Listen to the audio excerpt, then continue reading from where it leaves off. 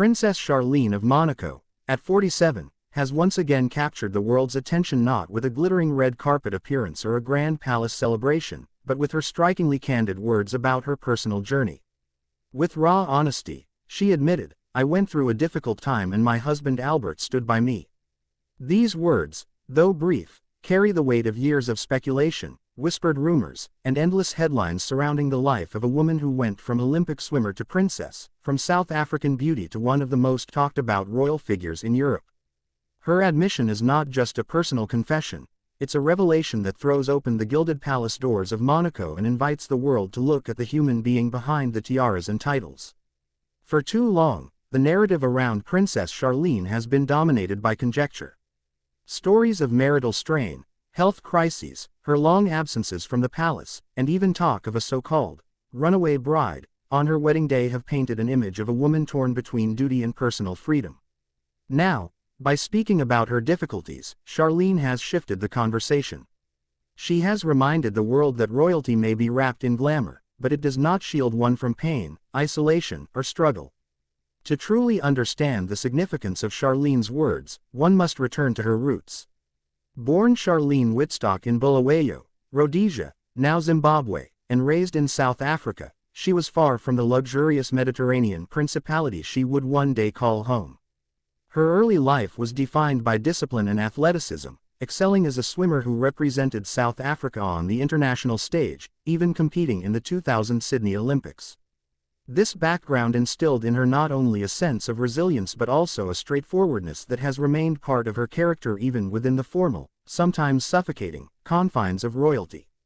Meeting Prince Albert II of Monaco marked the beginning of a whirlwind chapter that transformed her life beyond recognition. Their romance, played out under the glaring spotlight of European tabloids, culminated in a lavish wedding in 2011. Yet, even then, controversy seemed to follow her. Reports at the time claimed she attempted to flee Monaco days before her wedding, sparking speculation of cold feet or deeper issues within the relationship. The palace swiftly denied such rumors, but the images of a tearful Charlene on her wedding day only fueled the narrative of a reluctant bride. Over the years, this storyline has persisted, shadowing every public appearance and fueling endless debates about her happiness. Her marriage to Albert has often been scrutinized through a lens of suspicion, as if every smile or absence carries hidden meaning. The truth, however, is undoubtedly more complex. Behind the palace walls, Charlene has faced health struggles that many outsiders can scarcely imagine. Her prolonged stay in South Africa in 2021 due to severe ear, nose, and throat infections kept her away from her children and husband for months, sparking rumors of marital separation. When she finally returned to Monaco, her fragile appearance and subsequent stay at a treatment facility made global headlines. In an age when royal families carefully curate images of perfection, Charlene's very visible vulnerabilities struck a chord with the public. It reminded many that princesses can fall ill, they can feel overwhelmed, and they can experience the same loneliness and exhaustion as anyone else. Her candid admission about going through a difficult time reflects not just her health battles, but also the immense pressure of being a public figure in a microstate where every move is watched. Unlike larger monarchies such as the United Kingdom or Spain, Monaco is a tiny principality where the royal family is deeply intertwined with national identity. The scrutiny on Charlene is therefore magnified, with little room for missteps. Yet, through it all, Prince Albert's support has been a recurring theme. By acknowledging his role during her struggles, Charlene has painted a more intimate portrait of their marriage, one that goes beyond public ceremonies and official photographs. It shows resilience in partnership, a marriage tested by crises yet not defined by them.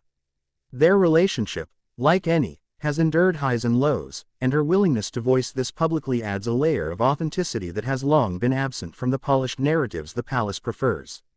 In the context of modern royalty, Charlene's struggles place her alongside figures like Princess Diana, who once broke the silence on her own unhappiness, or Japan's Empress Masako, whose mental health battles became public knowledge. These women remind the world that the weight of expectation, duty, and scrutiny can leave lasting marks on the individuals who wear crowns and titles. Charlene's courage in acknowledging her hardships creates a bridge between her and ordinary people, dismantling the myth of an untouchable royal life. Beyond her personal struggles, Charlene has also been committed to causes close to her heart. Her work in promoting water safety, her charity foundations, and her engagement in humanitarian projects have often been overshadowed by the narratives of marital discord. Yet, these initiatives speak volumes about her determination to use her position for good, even while navigating personal storms. Every time she steps onto a public stage, there's an unspoken tension. Will her appearance reassure the public about her well-being, or will it spark fresh speculation? Her fashion choices, her body language, even her expressions are dissected endlessly, often unfairly, through a lens of suspicion rather than appreciation. Her recent public words about her husband's support, therefore, serve not only as a personal acknowledgement but also as a subtle message to the world. Their marriage, though tested, stands united. This is not just about a royal couple. It is about resilience, the ability to face adversity under the harshest spotlight, and the humanity behind the headlines. For Charlene, to admit vulnerability is to reclaim her own narrative. In a way, her story also reflects Monaco itself, a principality that, despite its glamour, has faced its own controversies and challenges over the decades. Her journey intertwines with the history of a royal family that has always captivated the world, from Grace Kelly's fairy tale transformation into a princess to Albert's leadership of a country balancing tradition with modernity. Charlene's story, however, may be the most human of them all. Her willingness to share glimpses of her truth has redefined what it means to be royal in the 21st century. She is not a distant, untouchable figure but a woman who has faced illness, rumors, and personal battles while continuing to stand at her husband's side and fulfill her role as Monaco's princess. Her words resonate because they are real, and in today's world, authenticity is more powerful than perfection. As the world watches her next steps, one thing is clear: Princess Charlene has emerged from her silence not weaker, but stronger. Her difficult journey has carved her into a more relatable figure, one who commands respect not through fairy tale illusions, but through resilience, honesty, and endurance. And in her story, there is a reminder to all that behind every royal facade lies a human heart that feels joy, pain, and hope. With this honesty, Princess Charlene has not just spoken about her struggles, she has written a new chapter in her royal journey, one that might inspire others facing their own silent battles. The question now is, will the world allow her to be seen not just as a princess, but as a woman who has lived, endured, and overcome? Her candid reflection has also reignited conversations about the cost of royal duty in the modern age. To many, the life of a princess still conjures images of ball gowns, palaces, and privilege, but Charlene's experiences show that behind those glittering facades lies an often unseen reality of isolation, scrutiny, and expectations that can weigh heavily on even the strongest personalities. For years, she has been painted as a reluctant royal, a woman who never quite fit into the mold of the Monaco fairy tale established by Grace Kelly decades earlier. And yet, by surviving and speaking with honesty, Charlene has carved out her own identity, not as a replacement for Grace, not as an ornament to Albert, but as an individual who has confronted real adversity. Observers note that the timing of her words is significant. Monaco itself is entering a period of transition, with Prince Albert increasingly preparing their young twins, Prince Jacques and Princess Gabriella, for future roles.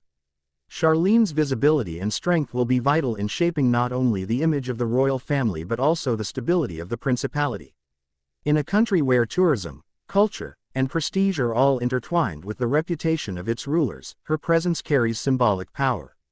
Every public engagement she attends, every speech she makes, is not just personal but political, reflecting the health of the monarchy itself.